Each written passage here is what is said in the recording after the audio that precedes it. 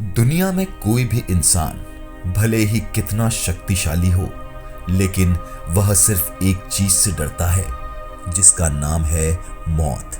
हर इंसान चाहता है कि वो लंबे समय तक जिंदा रहे, इसीलिए मौत के अंतिम क्षणों में भी वह जिंदगी के लिए संघर्ष करता है। आज जिंदगी से जूझने की बात हम इसलिए कर रहे हैं क्योंकि आज से लगभग 50 साल पहले कुछ लोगों ने खुद को जिंदा रहने के लिए जो जिद्दोजहद की थी, उनको जानकर आप सिहर उठेंगे। ये 72 दिनों के उस संघर्ष की कहानी है जब एक फ्लाइट क्रैश होने के बाद दो लोगों ने हर पल मौत को मात दी और जिंदा रहने की आस को अपने सीने में जगाए रखा। हमारे चैनल पर आपका फिर से स्वागत है।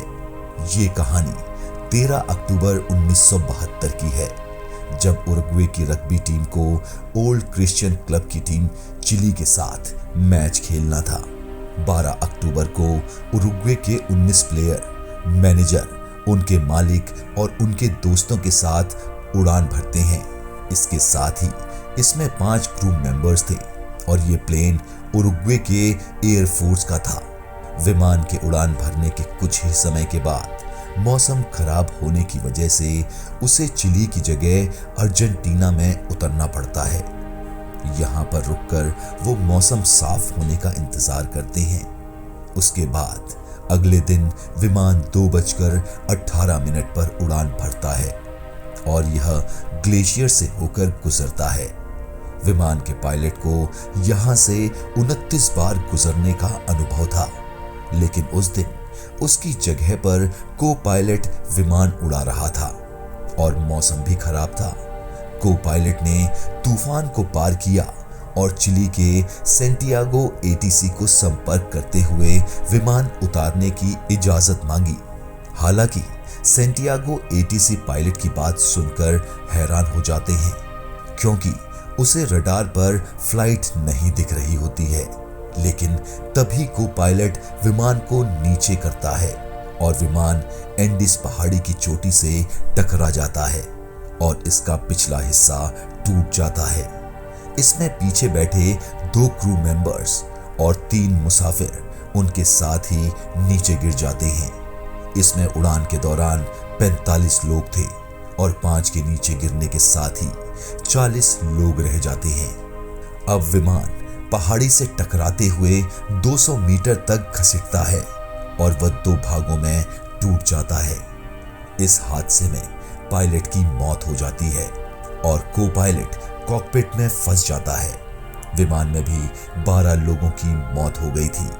अब प्लेन में 35 लोग अभी भी जिंदा थे, लेकिन अगले दिन 5 और लोगों की मौत भी हो जाती है।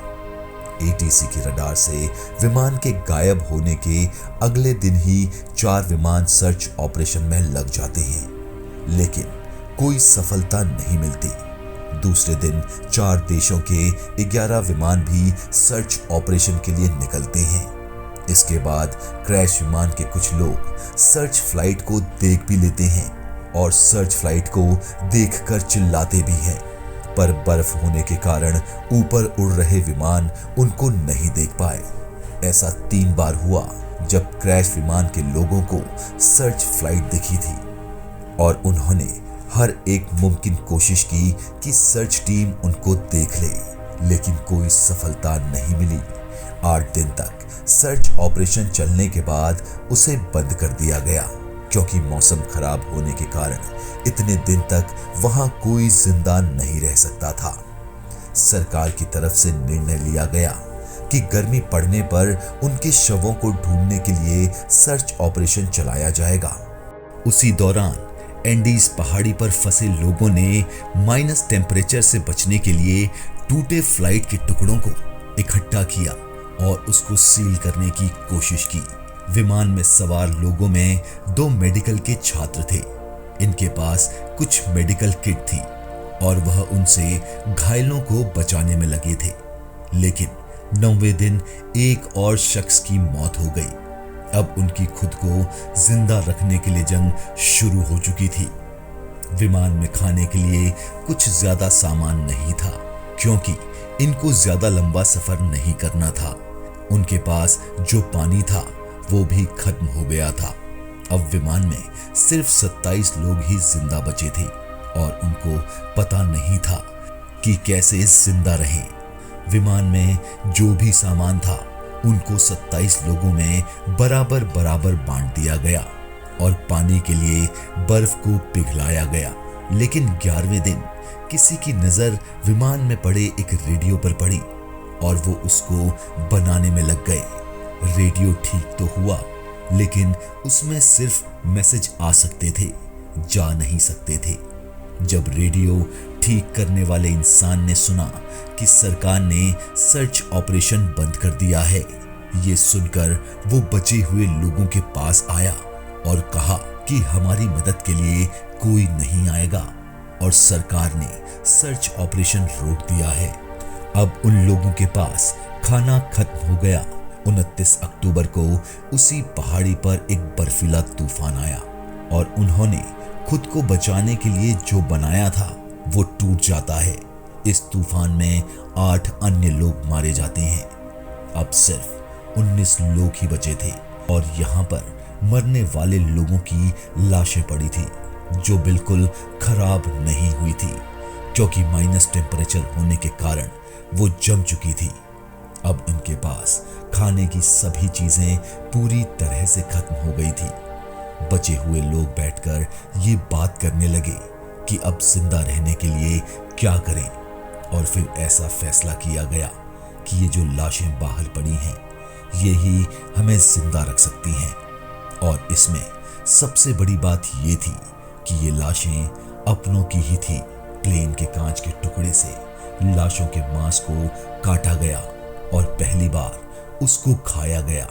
इसके बाद इनमें समझौता हुआ कि अब हम में से कोई भी मरता है तो उसकी लाश को बाकी के लोग खा सकते हैं।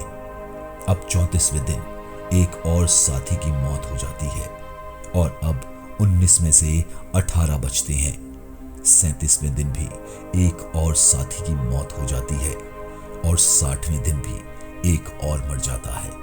इसके बाद विमान में सवार हुए 43 लोगों में से सिर्फ 16 लोग बचते हैं। पूरे 2 महीने बीत जाने के बाद उनका वजन भी आधा हो जाता है। 60वें दिन इसमें से 2 प्लेयर नेडा और केनेसा ये तय करते हैं कि हम यहाँ पर बैठकर नहीं मरेंगे और बचने के लिए यहाँ से बाहर निकलेंगे।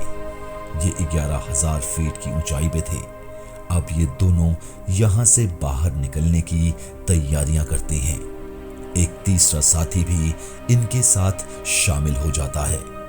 अब वह बर्फ ज्यादा होने के कारण हाथ पैरों को गलने से बचाने के लिए फ्लाइट की सीट के कवर और दूसरे सामानों को मिलाकर ड्रेस तैयार करते हैं। लाशों के कपड़े उतारकर पहनते हैं और यहाँ से निकल जाते हैं। चलते हुए वो ये डिसाइड करते हैं कि यहाँ से पश्चिम की तरफ चलेंगे। वो 3 दिन तक लगातार उसी रास्ते पर चलते रहते हैं। 3 दिन के बाद उनके पास इंसानी मांस जो खाना था वो खत्म होने लगा। ऐसे में उन्होंने यह तय किया कि तीसरा साथी लौट जाएगा। वो टिन की एक चद्दर पर बैठकर वापस आ जाता है। इन दोनों को चलते चलते 8 दिन बीत गए और इनमें से एक साथी को ऐसी पहाड़ी दिखती है जिस पर बर्फ नहीं थी और वो उसकी डायरेक्शन पर चलना शुरू कर देते हैं और 10वें दिन वहां पर पहुंच जाते हैं। ये दोनों 21 दिसंबर को वहां पर हरियाली और गाय देखते हैं। उसके बाद भी दोनों लगातार चलते रहे, लेकिन बोलने की हालत में नहीं थे। दोनों चलते चलते नदी के किनारे पहुंच जाते हैं। तभी उनको दूसरी तरफ 3 लोग दिखाई देते हैं। ये दोनों पूरी जोर से चिल्लाते हैं कि हम उरुग्वे के वो रग्बी प्लेयर्स हैं जिनकी फ्लाइट क्रैश हो गई है। हमारे साथी अभी भी जिंदा हैं और मदद की आस लगाए बैठे हैं। हम दोनों उनके लिए मदद लेने के लिए आए हैं। आप हमारी बात को सही लोगों तक पहुंचा दें ताकि हमको मदद मिल सके। वह शख्स कहता है टुमारो। अब उन दोनों के लिए ये रात काफी लंबी होने वाली थी। अगले दिन वहां की पुलिस को जब ये बात पता चली, चिली अथॉरिटीज वहां पर जल्दी से पहुंची और इन दोनों को वहां से पिक करती है और उन्हें अस्पताल ले जाती है। इसके बाद इन दोनों को उनके साथियों के पास लेकर 3 हेलीकॉप्टर्स जाते हैं। वहां पर सिर्फ एक चॉपर उतर सकता था। ऐसे में सिर्फ 7 गंभीर लोगों को ही चॉपर में लाया जाता है। बाकी को अगली सुबह वहां से रेस्क्यू किया जाता है। जब उनसे पूछा गया कि आप कैसे जिंदा बचे हैं, तो उन्होंने पूरी कहानी बताई। हालांकि ये पता चलने के बाद उनकी काफी आलोचना हुई, लेकिन फिर इन्होंने बताया कि हम सभी के बीच समझौता हुआ था कि अगर हमारी भी मौत हो जाए तो आप हमें खा सकते हैं। दोस्तों, अगर आपको ये वीडियो पसंद आया है तो प्लीज लाइक और सब्सक्राइब जरूर करें।